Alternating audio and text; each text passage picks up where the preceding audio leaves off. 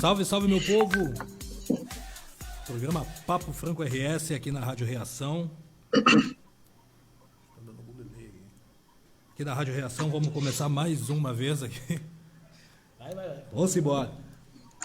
Programa de número 18, programa Papo Franco RS aqui na Rádio Reação FM, já avisando o pessoal para compartilhar essa pauta de hoje. Compartilhe, baixe o aplicativo da Rádio Reação, divulga aí pro pessoal, divulga geral para todo mundo aí. E vamos iniciar mais uma segunda-feira aí, mais uma segunda-feira aqui na Rádio Reação, que agora também a Rádio Reação está com o site aí, www.reaçãofm.com.br. Isso aí, Celso? Isso aí. Estamos com o site aí. Quem não assistir pelo Facebook pode assistir pelo site da rádio também. Tá bombando lá na Rádio Reação aqui. Então o programa Papo Franco RS está chegando devagarinho, o pessoal está chegando, acompanha aí pelo Facebook também. Compartilha geral aí. E vamos conversar com mais um convidado que vai falar com a gente aí. Major Albuquerque. Boa noite, Major. Boa noite. Tudo bom, Dudu? Tudo bem? Um abraço aí para toda a audiência aí da rádio. Tudo bem, te agradecer por ter aceitado o convite, de trocar essa ideia com nós nesse momento turbulento que está acontecendo no mundo, no país aqui também. O tema de hoje é Vidas Negras Importam. E resolvi te chamar para trocar essa ideia, para a gente bater um papo bacana aqui na rádio, passar para o pessoal aí que está nos assistindo, para as pessoas que estão pensando em fazer manifestações, para as pessoas que estão querendo buscar também alguma informação. E como o Papo Franco RS é um programa que a gente aborda bastante assuntos da comunidade negra, da periferia, a gente tem esse dever também de passar essas informações para o pessoal. E te agradeço por ter aceitado esse convite aí. Muito obrigado, cara, né? De antemão, assim, eu gostaria de dar um salve aí para toda a audiência do teu programa, né? Que eu sei que tem uma audiência gigante. Dá um salve aí para a rapaziada do nosso Passo das Pedras, nosso querido Pedrinha, né? Pessoal lá da Vila Jardim, de onde sou oriundo, né? Pessoal da Restinga, meu primo Alexandre está nos vendo aí agora, e um salve especial da minha parte para o meu amigo Paulo Lencina, que é lá do Sarandi, mas agora mora na Itália, tá nos ouvindo e nos vendo lá da Itália. Então, nossa audiência tá internacional aí. A audiência é bombando. Legal, eu vou começar com um texto. E a Nádia, esposa dele, né? Um abraço, pessoal. Eu vou começar com um texto para uma breve introdução, para a gente já começar esse bate-papo aqui. Pessoal que quiser mandar perguntas aqui pelo Facebook, pode mandar perguntas aqui, que eu vou, na medida do possível, vou fazendo a pergunta o Major e vamos dando início. Sabemos que nem sempre a abordagem policial é pautada pela gentileza entre policial militar e o cidadão a ser abordado. Sabemos também das tensões que envolve essa abordagem, que diz respeito à averiguação de antecedentes, suposta posse de drogas e até mesmo posse ilegal de armas de fogo em locais periféricos, onde o policial está correndo risco de morte e de não retornar para sua casa. Sabemos também que a grande maioria desses policiais reside nas periferias. Dentro dessa conjuntura, eu te questiono, fazer duas perguntas para ti em uma. Como é trabalhada a desconstrução da abordagem policial repressiva? E existe na brigada um treinamento para utilização da força proporcional na contenção da imobilização de um suspeito? Começo com essas duas perguntas para ti. Olha, duas perguntas extremamente pertinentes, né? Primeiro eu queria contextualizar, assim, eu já sou policial militar há quase 30 anos, tenho 29 anos de brigada aí, né? Uhum. E vivo... gente que é negro, como eu, que sou ali da Vila Jardim, cresci dentro de uma realidade ali daquele contexto ali da Vila, da Bom Jesus, da Vila Jardim, do Cantão, né? E depois, com 17 anos, entrei para a brigada, eu consegui viver as duas realidades, digamos assim, né? Realidade do nosso povo que está na periferia, sofrendo a abordagem da brigada, e a realidade dos meus colegas que, inclusive, estão nos assistindo agora, aí, muitos deles, né? Que também tem que decidir abordar alguém, né? Tem que decidir quando, onde, como vai abordar alguém, né? E o porquê vai abordar. Bom, Respondendo a tua pergunta, nós temos critérios, né, muito específicos ali para fazer abordagens. Né? Isso não significa que esses critérios não possam ser melhorados. Né? Os protocolos da brigada, eles vêm melhorando de tempos em tempos, a gente revisa esses protocolos e, principalmente, o que tem feito a evolução desses critérios é, claro, o contexto, né, democrático do nosso país. Né? Então, a Polícia Militar, as polícias militares, de uma maneira geral, elas vêm acompanhando esse contexto, digamos assim, democrático. Mas eu quero deixar um questionamento, né, uma reflexão, digamos assim. Sim.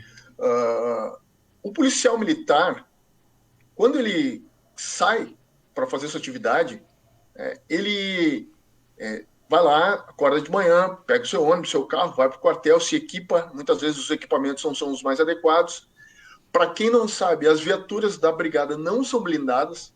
É uma coisa que as pessoas... a viatura da brigada é blindada? Não, a viatura da brigada não é blindada. É um carro que nem o de qualquer pessoa que está nos ouvindo, nos vendo aí. Né? E o policial militar, ele também ele é um ser humano que, muito embora ele esteja investido da sua atividade, investido da sua função e investido da autoridade, ele passa pelos mesmos processos psicológicos das pessoas que estão na rua, que estão sendo abordadas, inclusive, né? Vocês não pensem que o policial militar não sente medo, ele tem medo. O policial militar ele tem medo. Inclusive é o medo que ajuda o policial militar a ficar vivo, né? Ele não pode ser um cara destemido que entra em qualquer lugar, de qualquer jeito, não. Ele tem que entrar com técnica, ele sente medo, ele não sabe o que tem atrás dos muros, né? Dentro das casas, né? Enfim. A gente pode pegar um exemplo, assim, ó. Se a gente andar pelas ruas aí do Passo das Pedras, né? Que é um bairro que eu conheço muito bem, porque eu já trabalhei muito aí na Zona Norte, toda a Zona Norte, né? A gente sabe, por exemplo, que tem ruas muito mal iluminadas. Isso já entra com uma questão de poder público, né? De outro poder público. Então, quando a gente está numa rua dessas, o que é mais fácil? É mais fácil você enxergar quando uma viatura está vindo, ou você acha que é mais fácil o policial que está dentro da viatura enxergar quem está no escuro? Tá entendendo? Então, nesse sentido, a gente também precisa entrar com cautela, a gente não sabe o que está nos esperando, a gente, né, tem que refinar as nossas técnicas cada vez mais para a gente não ser surpreendido, né? E aí, as nossas abordagens policiais, elas devem ser, não significa que sejam, sempre pautadas, né, pela segurança do abordado e de quem está abordando, deve ser pautadas pela legalidade e deve ser abordadas sempre por aqueles critérios baseados nos ensinamentos de direitos humanos, né? Que a gente tem como protocolos lá de ensinos dentro das escolas. É mais ou menos isso. E tem a questão também que a gente conversa muito do responsáveis, né, pela segurança pública, né? Que é a questão do governo. Hoje eu estava conversando com uma amiga minha, eu acho que ela está assistindo aqui, daí a gente estava trocando uma ideia que ela entrou nessa questão do responsável pela segurança pública, de não passar os equipamentos adequados, a forma que é treinada um policial, porque ela trabalha também com isso, a forma que é treinado um policial que já é de uma forma antiga e não uma forma agora dos anos 2020. Tem muitos métodos que são da década ainda de 30, de 70. Eu tive um período que eu trabalhei diretamente com a polícia, que foi em São Paulo, e uma conversa e outra a gente era muito questionado a questão que eles falavam do sistema. Aí eu perguntei, mas qual o sistema? O governo. O governo também não emite para nós o treinamento necessário, o que é os equipamentos necessários para a gente poder fazer o trabalho adequado. Tu acha que vai mais ou menos nessa linha também? Eu acho sim. A gente precisa aprimoramento constante, assim, sabe? A gente precisa se questionar, né? A gente precisa absorver as críticas, né? Nem sempre uma crítica, a gente às vezes é muito refratário à crítica, né? E a Uhum. crítica, ela é o que serve como mola propulsora para uma instituição seguir à frente. Então a Aham. gente precisa absorver essas críticas para que a nossa instituição, que não é uma instituição acabada, como eu costumo dizer, ela possa seguir em frente. E uma das piores críticas que a gente recebe é justamente essa, né? É a questão da falta do treinamento adequado, é a questão da falta de a gente evoluir nas nossas abordagens, essas coisas assim. E isso tem um fundo de verdade. A nossa instituição é uma instituição muito antiga e tem um cara, tem um escritor que é um escritor que a gente estuda muito na academia chamado Bailey. E o Bailey ele diz que a mudança de uma instituição ela é proporcional ao tempo de inércia dela, né? Então tipo assim, ó, quanto mais uma instituição for forjada e mais ela tiver solidificado sua doutrina, mais difícil é a gente conseguir mudar essa doutrina, né? Às vezes tem Uhum. instituições muito antigas, a Polícia Militar é uma instituição antiga, e às vezes mudar as doutrinas é um tanto quanto complicado, porque a gente precisa mudar protocolos, mudar a lei, mudar a doutrina tal. E a gente, né, na academia, às vezes a gente vê os protocolos de formação de alunos os mesmos que eu tive há 30 anos atrás. Isso é uma Uhum. verdade. Tu falou, e essa tua amiga falou com muita propriedade, sim. Tem alguns protocolos que seguem as mesmas maneiras de se formar, de formar um aluno que a gente tinha 30 anos atrás, quando eu me formei na academia lá da Sim. Brigada. Então, isso precisa avançar, né? Precisa evoluir. Até porque essa A gente questão. tem que pegar o espelho a gente tem que pegar o espelho, por exemplo, do que acontece no mundo, o que acontece nos Estados Unidos, como é que as técnicas que eles utilizam lá, como é que as outras polícias militares agem, quais são as técnicas que elas empregam, as tecnologias menos letais que elas empregam de uso de força, de uso progressivo de força, enfim, é isso. E, e a Polícia Militar ela consegue entender a fala de que as abordagens são oriundas do racismo estrutural?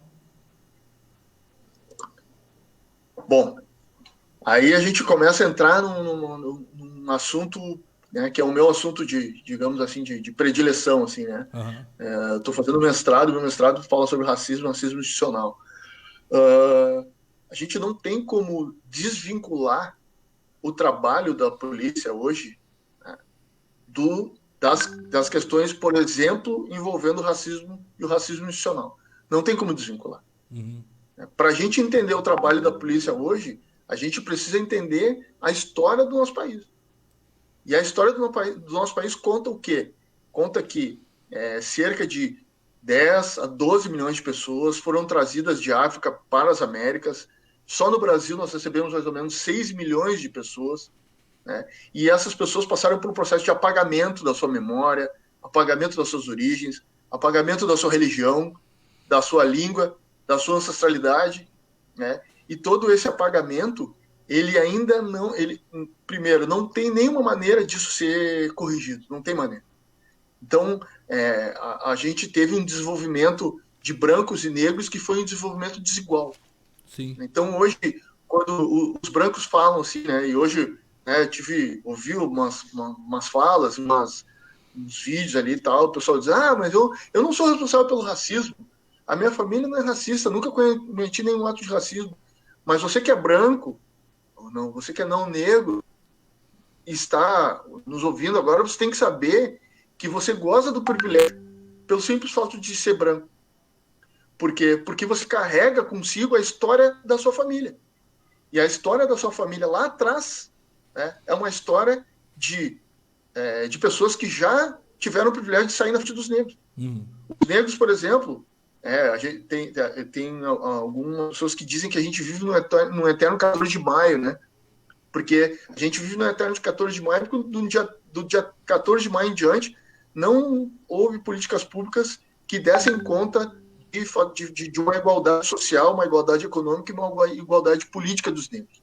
Sim. Nós tivemos uma igualdade de direitos, uma igualdade legal, mas não tivemos uma igualdade social, uma igualdade econômica e uma igualdade política, e a gente sofre os efeitos disso até hoje. Dentro desse contexto, as polícias militares foram criadas, as polícias militares começaram antes a ser polícia que estava lá para proteger o império, proteger a corte, e aí a gente avança, né, num período onde as polícias militares elas estavam muito mais preocupadas em proteger o establishment, digamos assim, né, do que proteger as pessoas de uma maneira geral. As constituições foram avançando e a Constituição de 88 ela é muito rigorosa no sentido de dar às polícias, né, a noção e o dever legal, digamos assim, de proteger todos os cidadãos. Né? Então, nós somos uma polícia de Estado, não somos uma polícia de governo, nem somos uma polícia para proteger os empresários, nem somos uma polícia para proteger a população branca, nem para proteger a população que vive.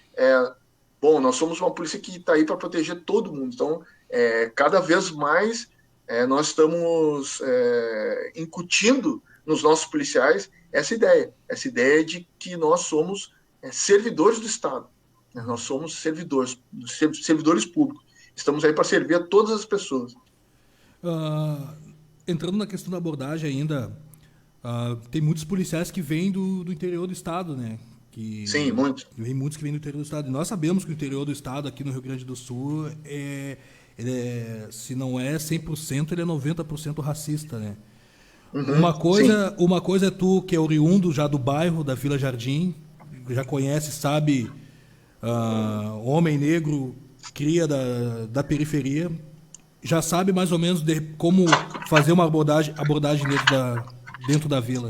Mas esses sim. caras que vêm do interior do estado, que já vêm para cá com uma outra percepção de entrar nos bairros e abordar de forma inadequada um cidadão, como é que tu vê isso aí? Existe um treinamento para eles antes sobre isso aí, sobre as abordagens nos bairros, dentro das vilas? Bom, isso conversado, né?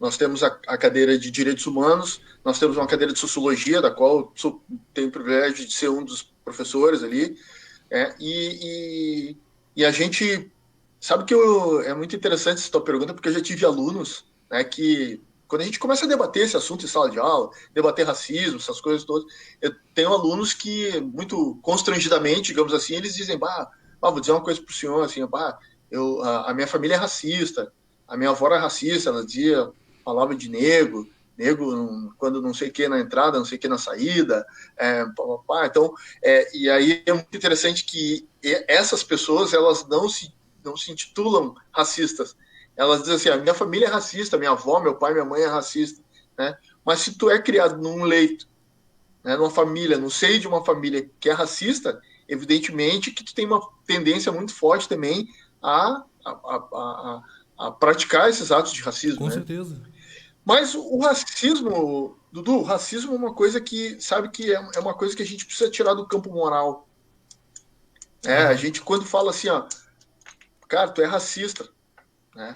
As pessoas se ofendem porque elas levam isso pro ponto de vista moral, pro campo moral. E o dia que a gente conseguir tirar isso do campo moral, a gente vai conseguir evoluir nas questões do antirracismo. Porque ser racista não é necessariamente praticar um ato de racismo. Né?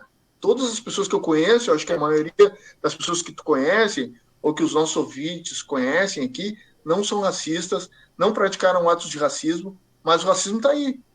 O racismo continua, o racismo está presente. Ele está estruturado na nossa sociedade. E então, como é que isso acontece? Se não tem racistas e tem racismo. Né? É que a gente precisa tirar o racismo do campo de vista moral e as pessoas precisam entender que ser racista é simplesmente tu não praticar o antirracismo. Não praticar o antirracismo é um fato que te coloca como racista. Semana passada, na sexta-feira, eu conversando com um colega sobre esse assunto, e ele me disse o seguinte, né? Uma frase que muitos negros, né? A gente tem ouvido cotidianamente. Eu nem gosto de falar essa questão de racismo, cara. Não sou racista. Para mim é todo mundo igual. Né? Racismo é uma coisa que não existe, cara. Para mim eu sou daltônico, preto, branco. Para mim é tudo igual, cara. Tal. Aí eu disse para ele assim, cara, esse é o primeiro gatilho do racista, meu irmão. Esse é o primeiro gatilho do racista. Tu não entender que nós não somos iguais é o primeiro gatilho do racista. Sim, nós somos diferentes nesse país. Sempre fomos. né? Hoje as pessoas dizem assim, vocês negros, com esse movimento todo da consciência negra, dos movimentos negros, querem dividir as pessoas, dividir o país. Mas, meu irmão, o país sempre foi dividido. Eu Sempre falo foi isso também. dividido. Eu, lá na Vila Jardim, eu sempre vi uma sociedade dividida, um país dividido, né? Porque eu sofria na pele, né, os efeitos do racismo, de não poder ir numa loja sossegado, não poder atravessar uma rua, não poder... O táxi, quando ia lá na Vila Jardim, o táxi não parava, cara. Na Saturnino de Brito lá, é difícil pegar um táxi, porque o táxi não para, vê um negrão de madrugada na rua, o táxi não para, e as pessoas não entendem isso, que nós já temos um país dividido. O que os negros estão reivindicando hoje, as pessoas é uma equidade, né? É poder alcançar os brancos na corrida. E eles já estão correndo lá na frente. E a gente precisa alcançar os brancos na corrida. Para a gente ter a representatividade lá nos postos mais altos da Brigada Militar, no empresariado, né, na política, na economia. Né? É isso que nós queremos. Nós não queremos dividir o país, nós queremos equidade. É isso. E brancos e negros nesse país ainda não são iguais. Né? Não são iguais. E quem está dizendo isso não é o Major Albuquerque, não é o Dudu. Quem está dizendo isso são as estatísticas. Dá um Google aí e vê, né? Um simples Google tu vê qual é a diferença salarial entre brancos, entre negros, Uhum. né? Dá um Google aí, bota a foto do Senado. Tem um senador ou dois negros. Bota na Câmara dos Deputados, vê quantos representantes negros tem lá. Então é isso que se diz, né? O racismo e a diferença estão presentes, é só a gente querer ver. E eu queria saber de ti, assim, me corrija se eu estiver errado. Foi uma pequena. Também em conversas que eu fiz, e depois eu fui refletindo nesse período que eu trabalhei em São Paulo, que eu conheci bastante capitões, tenentes, coisas assim.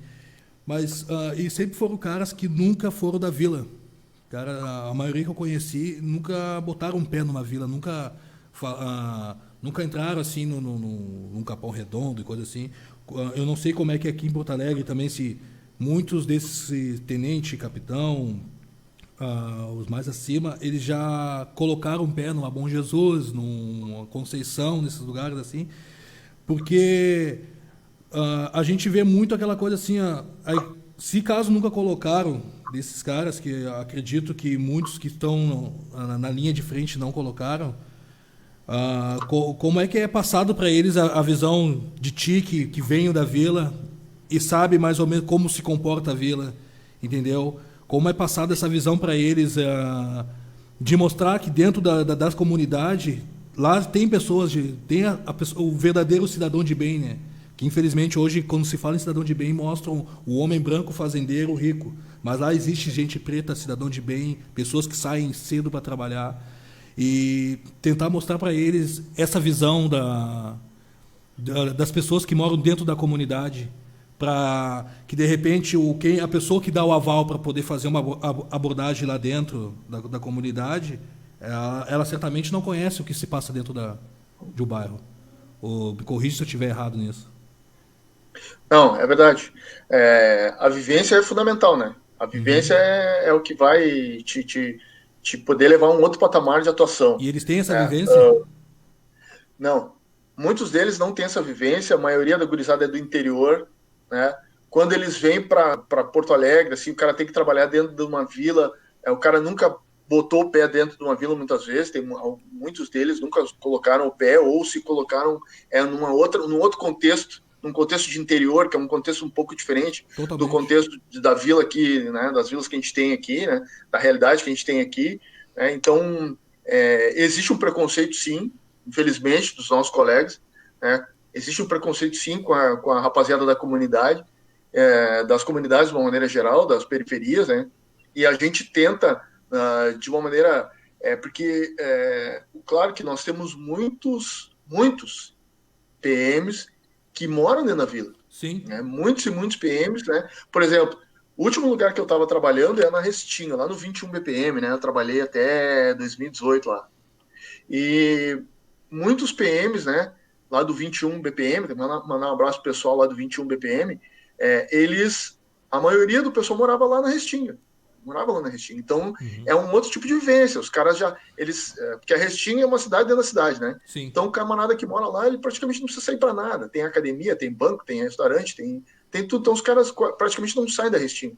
Então, eles já têm uma outra visão, né, da área de ação que eles estão trabalhando. Mas o que é importante é que a gente desenvolva projetos, né, e agora eu vou puxar a brasa um pouquinho para baixo do meu assado. Sim. Quando eu fui instrutor do curso de capitães da brigada, eu desenvolvi um trabalho chamado Sociologia na Rua. Sociologia na Rua. O que era Sociologia na Rua? Eu tinha que dar aula de Sociologia para os caras. Porque eu fiquei pensando, pô, cara, dar aula de Sociologia é chato até para sociólogo, né, cara? Sociologia é chato até para sociólogo, tem que ficar ouvindo lá muita aula extremamente teórica, né?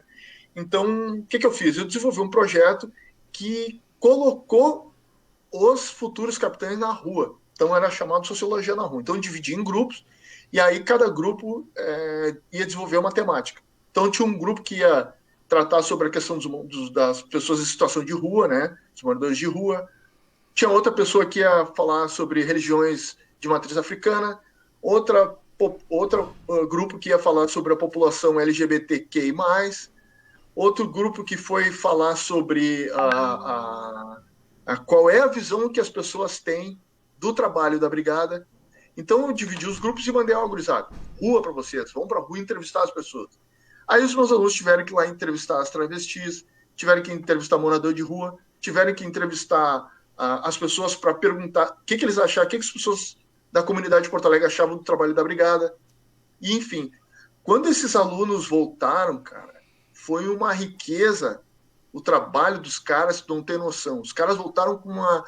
Assim, ó, a frase que os meus alunos mais falavam, assim, ó, pô, não imaginava isso, não imaginava que a população LGBT era assim, não imaginava que as religiões de matriz africana eram assado, não então, quer dizer, os caras nunca tinham vivenciado aquelas experiências, nunca tinham passado por aquilo. E eu falei para eles o seguinte: o trabalho de vocês, doravante, vai ser justamente com essas pessoas. É com essas pessoas que vocês vão trabalhar. São essas pessoas que vocês vão abordar, né? São essas pessoas que vocês vão se relacionar no dia a dia da rua. E esse grupo foi muito importante para mim também, porque eu também aprendi com eles, né? E, claro, esse trabalho é um trabalho que precisa ser dado continuidade, né? Então, assim, como eu te digo, a gente precisa sempre estar aperfeiçoando, aprimorando, junto ao departamento de ensino da brigada, essas questões, né? Para que a gente possa dar uma vivência para os caras. Dar uma vivência importante, justamente para isso. Até porque nessa questão ali que eu tinha te perguntado, que dá aí que um problema gera outro, na verdade, né? A gente já tem um governo que não tá nem aí. Aí tem os caras que é o que dão a autorização final e aí eles nunca botaram um pé numa vila. E aí já tem o soldado, né? Já tem o policial que ele não, além dele ter o racismo já nele, já não, também não tem o treinamento necessário. É aí que aí acaba virando a bola de neve, acaba gerando as mortes que está gerando hoje, né? E como é que está impactando para vocês essa questão toda que está rolando no Brasil aí? Vamos começar tipo do ano passado para cá, de 80 tiros, e esses últimos acontecimentos Brasil, né? Hoje eu quero falar na verdade de Brasil. Eu não vou levantar uma bandeira de americana porque lá eles já estão resolvendo esse problema. Mas a questão Brasil mesmo, né? No no que ocorreu mais especificamente no Rio de Janeiro. Tem casos aqui no Rio Grande do Sul até. Tem um caso de filho de amigo meu também que foi morto já por policial. Mas como vocês vê essa questão aqui, no que ela impacta em vocês? Bom, assim, a gente enxerga muito mais sob o ponto de vista da falta de técnica do que do racismo, por exemplo. Aham. Né? Por quê? Quando a gente faz uma análise de uma ocorrência, né, essa, por exemplo, dos 80 tiros, ou do João Pedro lá tal, a gente analisa, enquanto policiais militares, a gente analisa sob o ponto de vista técnico, da técnica. Esses camaradas usaram a técnica, empregaram a técnica, não empregaram tal, né? Então a gente tem todo um protocolo para o policial, para ele atirar, para ele dar um tiro, né? Ele tem uma série de protocolos que ele precisa estabelecer antes de efetuar esse disparo.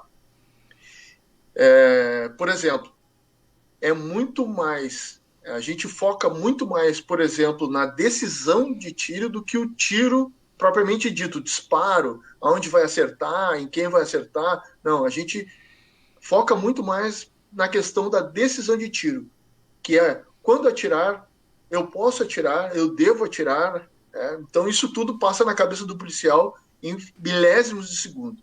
Então, quando a gente vê essas ocorrências, a gente foca muito mais nas questões relacionadas à técnica do que ao racismo. No entanto, a gente sabe, né, quando a gente começa a fazer um estudo mais aprofundado, mais minucioso, né, a gente se depara justamente com essas questões que a gente estava falando anteriormente, que são as questões relacionadas ao racismo institucional, ao racismo estrutural. Uhum. Aí a gente começa a analisar as estatísticas e a gente percebe que as pessoas que estão sofrendo mais disparos são pessoas negras. As pessoas que estão sendo mais presas são pessoas negras. As pessoas que estão sendo mais mortas são pessoas negras. Então aí a gente verifica que a gente precisa também, além de melhorar as questões de técnicas, a gente também precisa melhorar as questões das instruções voltadas para essas questões, dessas humanidades, do racismo institucional. Então isso tem que ser pauta constante no nosso aprendizado. E eu acho que cada vez mais esses casos, e como tu perguntou como é que isso está impactando, claro que está impactando, porque agora, por exemplo, nós estamos tendo um curso de formação que começou na data de ontem, e eu tenho certeza absoluta que esses alunos estão acompanhando esses movimentos que estão acontecendo mundo afora, né? Não só sobre o viés da técnica, mas também sobre o viés do racismo institucional. Uhum. Então a gente tem que sempre se perguntar, né? Quando a gente está numa guarnição, tem que sempre se perguntar o que me motiva a abordar aquele camarada. Eu vou abordar ele por quê? Porque ele é preto? Porque ele está correndo na rua? Porque ele é um elemento suspeito? É porque ele está mal vestido? Porque ele... Enfim, isso precisa... Essa pergunta tem que estar sempre dentro da cabeça do policial militar. Por que eu vou abordar aquele camarada? É isso. Até porque tem... Pelo menos quando eu fiz um treinamento para segurança, infelizmente, quando o alvo, o inimigo que era para nós, os seguranças, a imagem era um preto. Eles botaram até a imagem de um artista, um cantor de rap, que eles botaram a imagem dele. Se vocês veem um cara tipo esse aqui, vocês já têm que pensar duas vezes. Porra. E eu questionei os caras. Eu falei assim, não acho que não é bem por aí. Porque eu já trabalhei em outros lugares que a pessoa que assaltou era um cara muito bem alinhado, olho azul, loiro de olho azul e tudo, onde estava todo mundo se batendo pela beleza dele, e foi que assaltou o local. Então vocês estão tendo uma imagem muito distorcida das coisas que não é bem por aí. Então, esses treinamentos que às vezes são passados tanto para um policial novo, que está começando um aspirante até o policial, quanto até para a segurança, é aí que eu acho que tem que entrar, no caso, o teu trabalho como um policial negro que vem oriundo de uma vila consciente, que tem a consciência racial, porque, querendo ou não, os treinamentos vêm desses caras que não tem noção das coisas. Eles já têm o racismo dentro deles também e passam um treinamento que gera mais o ódio para cima da gente. E aí existe um núcleo de conscientização racial dentro da Polícia Militar. Existe esse núcleo aqui para debater esse tipo de assunto? Olha, cara, eu vou te ser sincero, não existe. Não existe. Eu e o Major Flores, meu colega da Brigada Militar, a gente tenta desenvolver minimamente ali um trabalho. A gente faz já fizemos 6, né, encontros da consciência negra da Brigada Militar. E a gente leva lá para dentro para discutir conosco pessoas da sociedade civil, e também temos painéis lá com policiais militares, né, que discutem o assunto do racismo. Tudo isso para que a gente tente desenvolver essa consciência racial, né, dentro com os nossos policiais. A Brigada Militar, ela é um espelho da sociedade. Todos os aspectos sociais que estão aqui fora também estão lá dentro da Brigada Militar. Uhum. Então, se a gente aqui fora, a gente não tem a consciência racial, né, no empresariado, no sistema de saúde, no sistema de ensino, a gente não desenvolve uma consciência racial para enxergar as questões relacionadas à população negra nessas áreas, lá dentro da área da segurança pública não é diferente. A gente também precisa melhorar lá essa conscientização das pessoas, essa sensibilização das pessoas, para que o policial militar ele desenvolva, né, essa consciência étnico-racial, dizer assim, ou desenvolva essa consciência do antirracismo. A gente tem que melhorar muito isso lá dentro, cara, muito, muito mesmo. Discutir essas coisas dentro da brigada. Isso, às vezes, é um pouco, assim, areia movediça, sabe? Aham. Porque, assim como aqui fora, as pessoas não querem discutir esses assuntos, lá dentro da brigada, as pessoas, os colegas também não querem discutir esse assunto. Porque as pessoas ainda no nosso país acham que a gente vive numa democracia racial, né? Não existe racismo. A brigada é uma instituição que não tem racismo. A brigada é uma instituição que não pratica racismo. Bem, aqui nos nossos quadros tem muitos brancos e negros, né? E a gente, se a gente refinar o olhar, nós vamos ver que precisa ser melhorado isso Sim. dentro da Brigada Militar.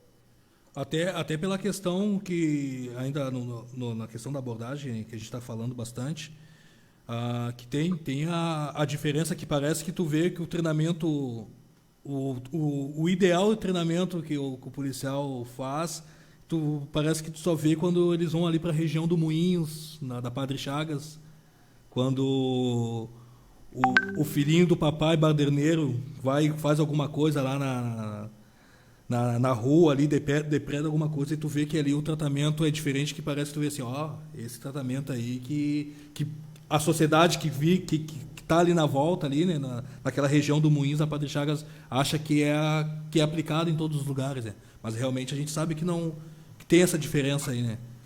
E como é que tu vê, eu não sei se você trabalhou por essa região do Moinhos ali, a Padre Chagas, que é a região onde a gente vê que é a elite, que é dominada por brancos, né? Mas se sabe que ali tem um modo de tratamento, que receberam esse tratamento para tratar aquela gente, mas dentro do bairro existe um outro modo. Estamos lutando para acabar com isso, né, meu irmão? Aham. A nossa luta é para acabar com essa distinção, digamos assim. Isso. Acabar com essa discriminação e acabar com essa diferenciação nas formas de tratamento. Os crimes que acontecem no Sarandi, ali na Vila Jardim, né, no Partenon, são os mesmos crimes que acontecem no Moinhos, na Bela Vista, no Monte Serrat, são os mesmos crimes. Né? Tem pessoas que praticam um crime, né, que moram na periferia, e tem pessoas que praticam um crime que moram em prédio de luxo. Uhum. Não tem diferenciação. Né? Até a tipificação dos crimes é a mesma. Né? Tem traficante de droga que mora em prédio de luxo. Sim. Então a gente realmente, efetivamente, precisa mudar essa forma de enxergar as periferias, ou essa forma de enxergar a comunidade negra. Né?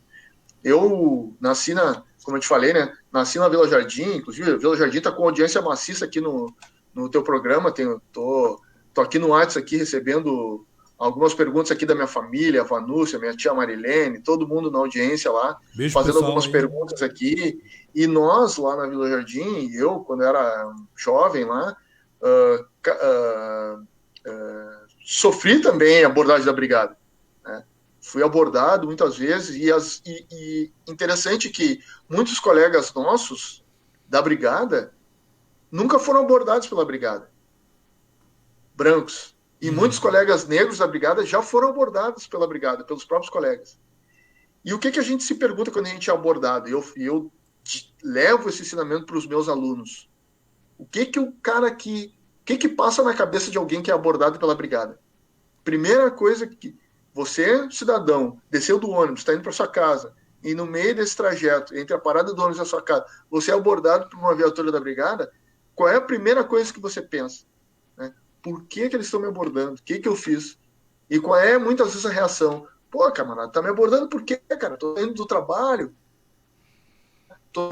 tô cansado, tô com a minha marmita debaixo do braço, minha mulher tá me esperando com a janta pronta. Pô, por que tá me abordando aqui, cara? Tem um cara de marginal, eu fiz alguma coisa, tal. Logicamente que não está escrito na testa ou nas costas de nenhuma pessoa que se ela é um cidadão se ela é um cidadão que não cometeu nenhum tipo de ilícito ou se é um criminoso, né? A gente não consegue fazer essa diferenciação pelo simples fato de a gente enxergar uma pessoa na rua. Muitas vezes a gente precisa abordar essa pessoa, né, para verificar alguma situação, né? Às vezes tem uma pessoa parada num tradicional ponto de venda de drogas, de entorpecentes. Pô, vou abordar aquele camarada, tá parado na ponta do beco, eu sei que na ponta do beco é a ponta do beco onde funciona o tráfico, vou abordar. Então a gente vai lá e aborda. Ah, aquele carro está em atitude suspeita, está circulando em baixa velocidade nessa rua aqui, que é uma rua residencial, vamos abordar. Aí a gente pratica abordagem. Então, o trabalho do policial também é um trabalho difícil, não é um trabalho fácil. É um trabalho que requer atenção, que requer disciplina, que requer, muitas vezes, superar as limitações de equipamentos, né? Superar as limitações, por exemplo, de não ter uma lanterna para enxergar no escuro. O policial tem que comprar do seu próprio bolso, seus próprios equipamentos. Então, o nosso trabalho também ele é muito limitado.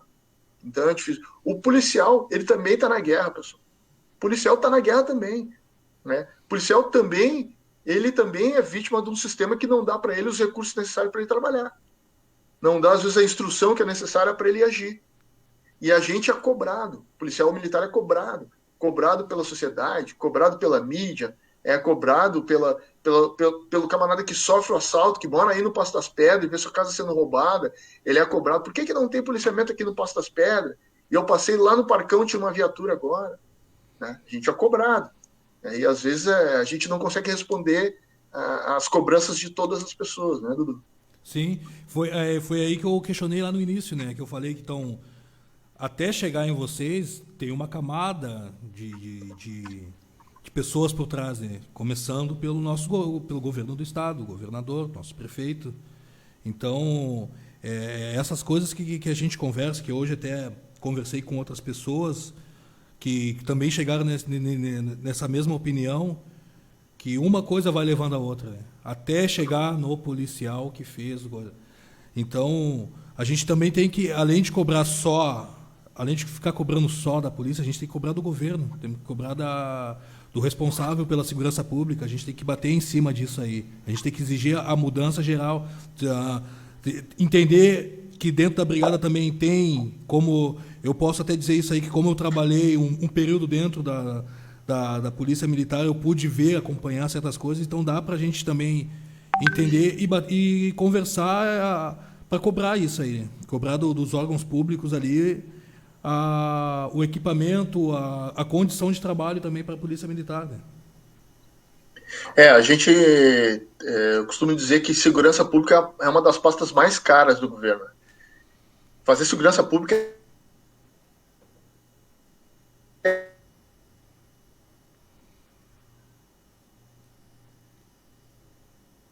Falhou a ligação. requer investimento em inteligência, requer investimento em treinamento, remuneração digna, né? Então, tem todo um pensar da segurança pública que requer investimento.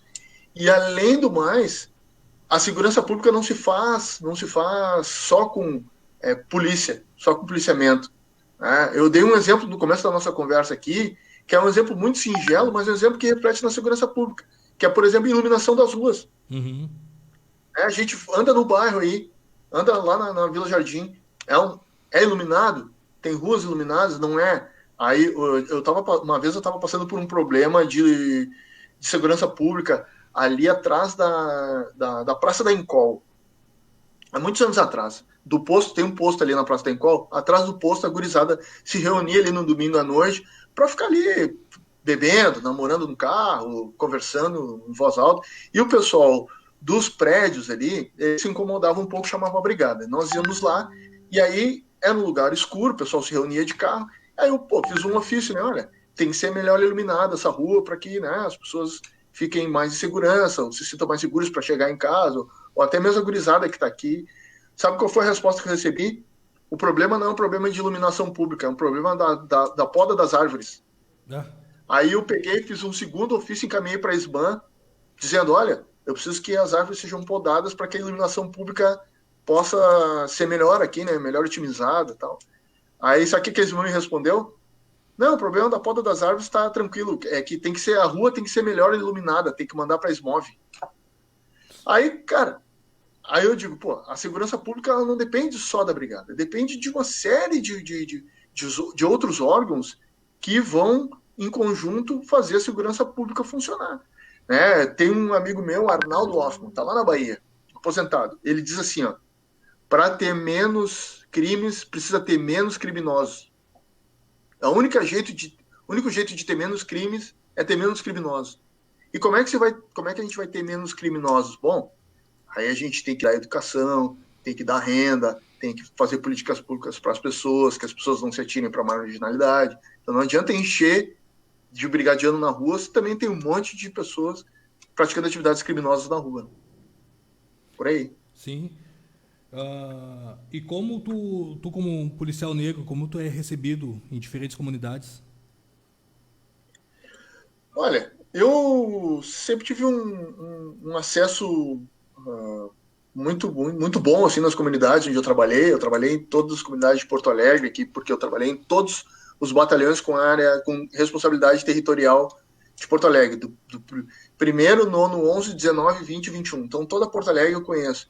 E eu consigo entrar em todas as comunidades justamente porque eu acho que eu não atuo de forma refratária, assim, entendeu?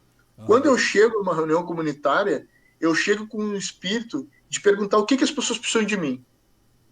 Eu não chego lá tentando impor uma cultura ou impor, né, coisas relativas à segurança. Não, eu sempre chego e pergunto, vem cá, o que essa comunidade espera da brigada? O que essa comunidade espera do meu trabalho, espera de mim? E a partir daí a gente consegue dialogar, consegue ter um diálogo franco, papo reto assim mesmo, com o pessoal, olha, não, aqui a brigada chega aqui, faz isso, faz aquilo outro e tal. Né? Teve uma reunião, por exemplo, que eu estava na Restinga, e um líder comunitário me disse o seguinte, eu fui lá, falei, conversamos sobre segurança pública e tal, e ele me disse assim, ó, Major, não adianta o senhor vir aqui de dia falar palavras bonitas se seus brigadianos vêm aqui e estragam tudo durante a noite.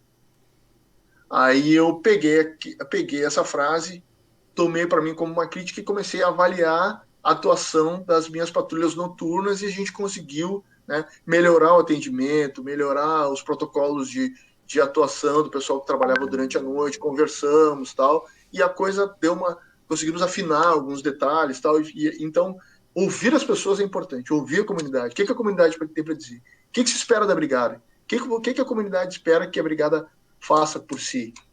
Acho que é por aí. Então eu sempre tive um acesso muito bom assim nos lugares que eu trabalhei.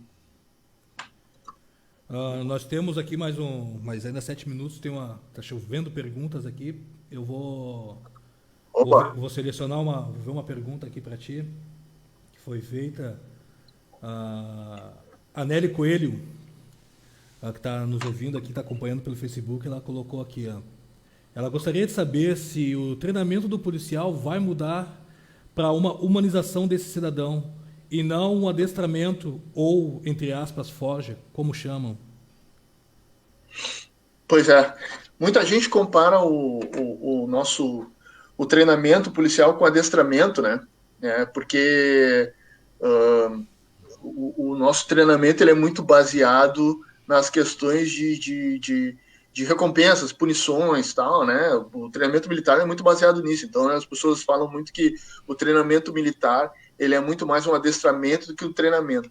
Mas, respondendo a pergunta dela, a gente tem melhorado o nosso treinamento porque a gente tem colocado dentro dos cursos de formação matérias e cadeiras que são justamente as que vão humanizar o policial, né? O treinamento. Então, tem lá sociologia, tem policiamento comunitário, tem direitos humanos, tem uma série de matérias que vão ajudar o policial militar nesse refinamento assim, né, do trato.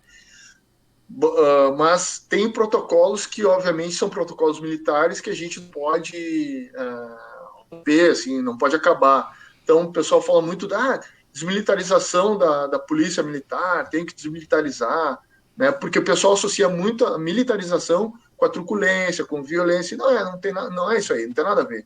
Né?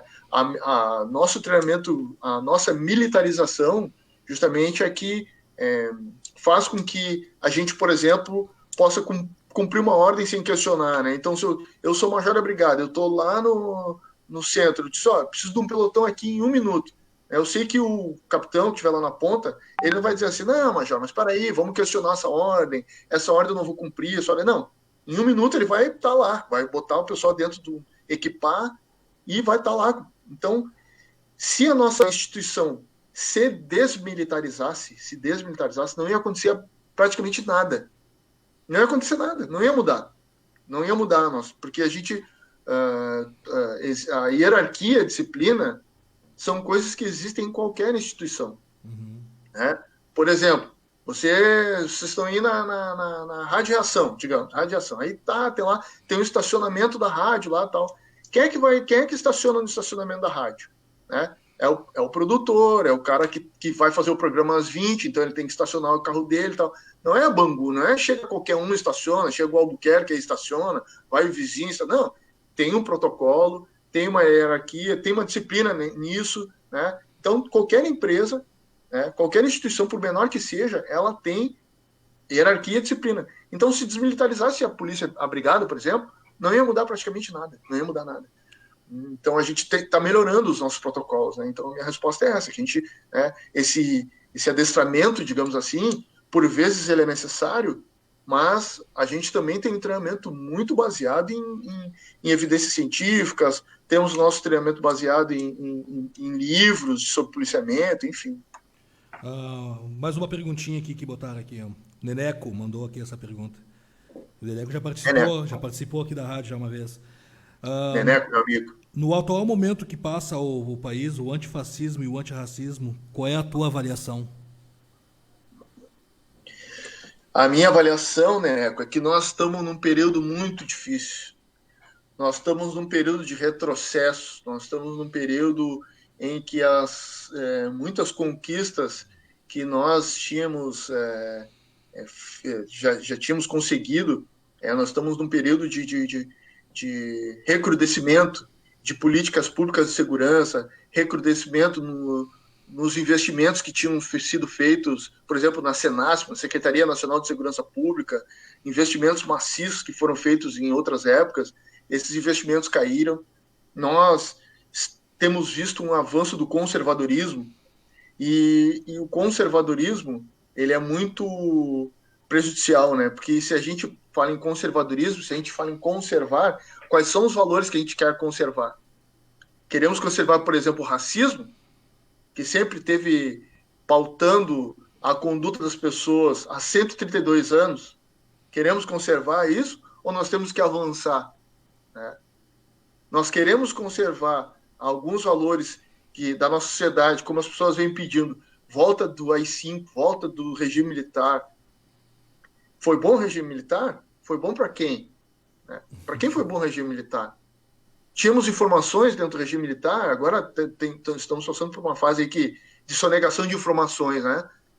As informações no regime militar eram todas repassadas para as pessoas? Né? Então, eu acho que nós estamos vivendo um período delicado, assim, complicado, e a Polícia Militar ela está numa situação muito ruim, né? Porque ela é o algodão entre os cristais. A Polícia Militar é o algodão entre os cristais. Assim como eu, que sou sociólogo, assim como a sociologia se ocupa, né, em estudar o convívio entre as pessoas, as relações sociais entre grupos e entre pessoas, a Polícia Militar é que precisa mediar esses interesses.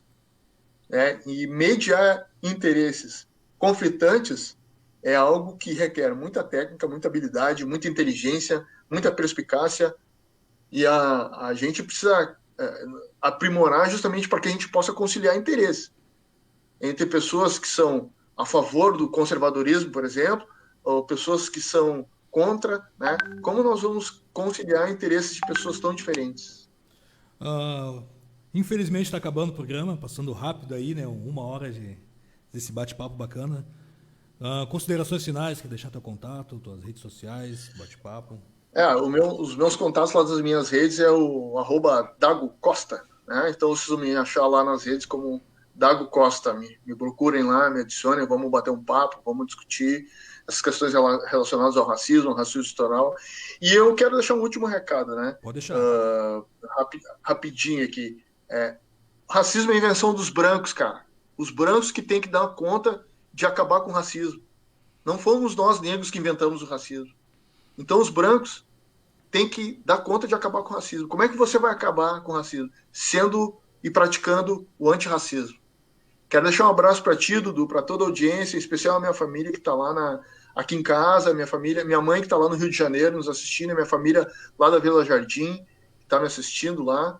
E dizer para vocês que foi um prazer, muito obrigado pelo convite, estou à disposição sempre que vocês quiserem me chamar para bater um papo. Muito obrigado mesmo. Deixar aqui um abraço pro pessoal aqui, a Gladys Marque, Vanessa Aquino, José Antônio, Paulo Ferreira, Felipe Costa, Júlio Gonçalves, Neneco. Júlio Gonçalves, o meu amigo, Dona Gladys é minha vizinha. Isso, meu pai, João Virgílio, Pedro Chaves. Deixar um abraço pro pessoal aqui, que agora que meu Facebook começou a aparecer aqui as perguntas, tudo pro pessoal, mas conseguimos fazer da melhor maneira possível. Compartilhe aí esse bate-papo bacana, compartilhe para Papo Franco RS, passa para geral aí, para todo mundo ver. Eu acho que a gente conseguiu esclarecer bastante coisa para o pessoal aí que acompanha o Papo Franco RS, então vamos divulgar bastante. Agora tem o site também da Rádio Reação, que é www.reaçãofm.com. Tem o site aí para vocês curtir todas as programações que rolam aqui na rádio web, a maior rádio web do sul do Brasil, que é 24 horas por dia. Baixa o aplicativo também da Rádio Reação para curtir aí o Papo Franco RS e as demais programações também que rola aqui. A Rádio Reação está sempre, né, 24 horas bombando, mandando informação, e o Papo Franco RS sempre mandando informações também. Continue me seguindo lá. Se inscrevam no meu canal no YouTube. Depois, se o Major autorizar, vou subir esse programa para o YouTube também, para o pessoal poder curtir lá. Então, curte aí bastante aí o Papo Franco RS. Desde já agradecer a todos aí. E até semana que vem, pessoal. Tchau, tchau.